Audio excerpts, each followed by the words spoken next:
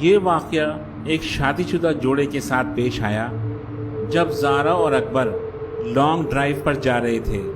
اکبر گاڑی چلانے میں مصروف تھا اور زارا گاڑی سے باہر کے نظارے لے رہی تھی۔ اچانک تیز بارش شروع ہو گئی۔ جس وقت بارش شروع ہوئی وہ ایک سنسان جنگل سے گزر رہے تھے۔ تیز بارش اور دھند کے باعث اکبر کو گاڑی روکنی پڑی۔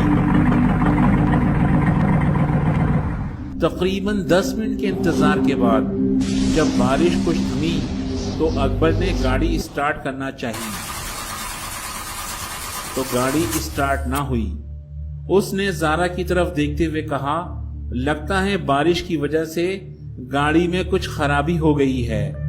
بارش اب بھی ہو رہی تھی لیکن اس کا زور ٹوٹ چکا تھا۔ اکبر نے زارا کو اشارہ کیا، دونوں گاڑی سے باہر آ گئے۔ باہر ہر طرف اندھیرا تھا، دور دور تک سڑک پر کوئی نہ تھا۔ زارا نے دور ایک روشنی دیکھی۔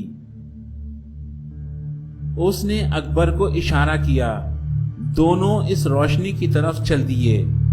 جب وہ قریب پہنچے تو ان کی حیرت کی انتہا نہ رہی۔ جنگل کے بیچوں بیچ ایک کالے رنگ کا بڑا سا مکان تھا جس کی فرنٹ سائڈ پر بلیک کاٹیج لکھا تھا۔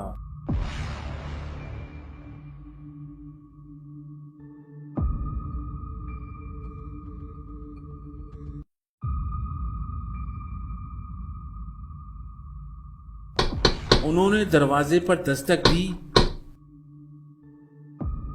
ایک بوڑھے نے دروازہ کھولا اور سوالیہ نظروں سے ان کی طرف دیکھا، جیسے پوچھ رہا ہو کہ تم کون ہو۔ اکبر نے بتایا کہ ان کی گاڑی خراب ہو گئی ہے، ان کو رات گزارنے کے لیے تھوڑی جگہ چاہیے۔ بوڑھا تیزی سے اندر غائب ہو گیا اور کچھ دیر کے بعد وہ انہیں لے کر ایک کمرے میں آ گیا۔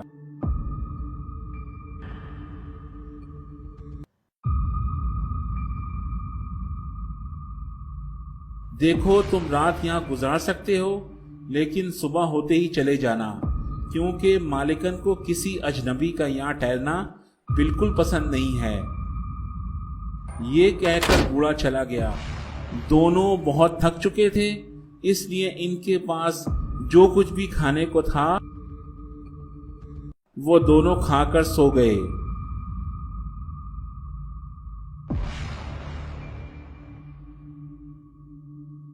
تھوڑی دیر کے بعد اکبر کی آنکھ کھلی تو اس نے دیکھا زارا بستر پر نہیں تھی۔ اس نے سوچا شاید زارا واش روم میں ہو، لیکن جب کافی دیر بعد زارا کی واپسی نہ ہوئی تو وہ اٹھ کر بیٹھ گیا۔ رات کے 2 بجے کا وقت تھا۔ اس کی حیرت کی انتہا نہ رہی جب اس نے دیکھا کہ دروازے کی کنڈی اندر سے بند تھی۔ وہ بہت گھبرایا۔ اس نے سوچا کہ جب کنڈی اندر سے بند ہے تو پھر زارا کہاں گئی؟ کمرے میں ہلکی روشنی تھی۔ اس نے دروازہ کھولا اور راہدری میں آ گیا۔ راہدری میں گہرا سناٹا اور خاموشی تھی۔ اس نے ٹارچ کی روشنی میں ادھر ادھر دیکھا لیکن وہاں کچھ بھی نہ تھا۔ راہدری میں بہت سارے کمرے تھے لیکن سب بند پڑے تھے، اور انہی کمروں میں سب سے آخر والے کمرے کے دروازے سے روشنی باہر آ رہی تھی۔ وہ کمرے کے قریب گیا اور اندر جھانکا تو اس کے ہوش اڑ گئے۔ کمرے میں زارا ایک پلنگ پر لیٹی ہوئی تھی۔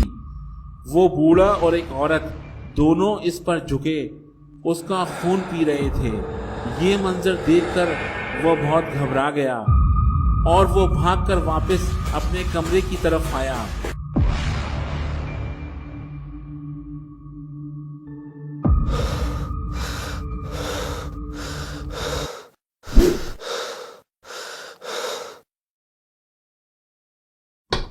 اس نے دروازے پر دستک دی تو اس کو ایک اور جھٹکا لگا۔